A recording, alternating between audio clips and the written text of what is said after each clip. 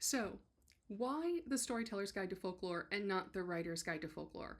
I'm Dr. Kelly MacCath-Moran. I'm a folklore scholar, author, and musician, and I'm presently writing a book titled The Storyteller's Guide to Folklore. I started using the word storyteller back in 2019 when I began to produce the Folklore and Fiction Dispatch and Podcast series. I was a folklore graduate student at the time, and I was learning the importance of performance and oral tradition to folk narrative transmission.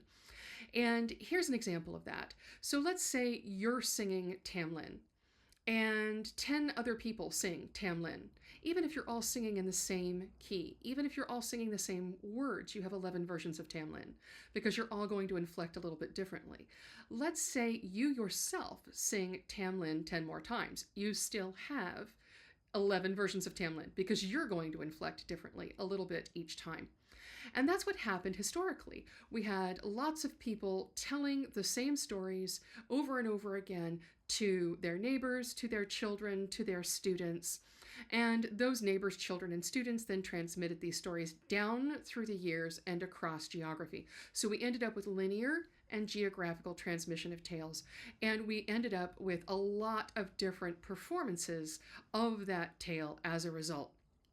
So we understand that as performance theorists as thousands of different versions of the tale.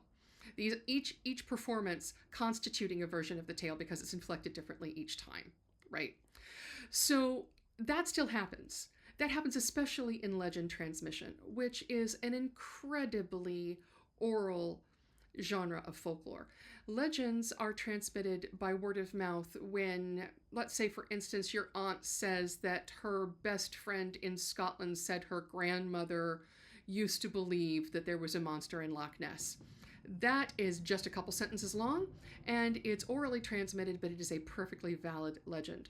Same if you talk to your brother who said his mechanic's husband read in the news that there were razor blades in the Halloween candy this year. Perfectly valid legend, perfectly valid transmission, just a couple of sentences transmitted by word of mouth. So we as human storytellers transmit orally all the time. We've been doing it historically for hundreds of years, perhaps thousands of years. We still do it. And so these traditional narratives have a very rich oral component that I didn't want to ignore in the Folklore and Fiction Dispatch and Podcast series or in the Storyteller's Guide to Folklore when I began to write it.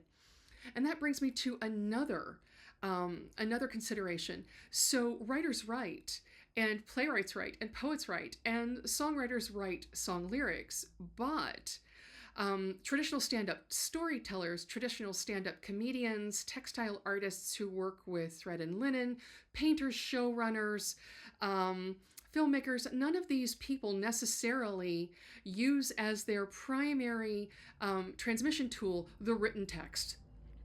They're transmitting orally, they're transmitting through paint, they're transmitting through film, they're transmitting through textiles, and I wanted to honor that as well in the Storyteller's Guide to Folklore because it is its own unique kind of narrative transmission.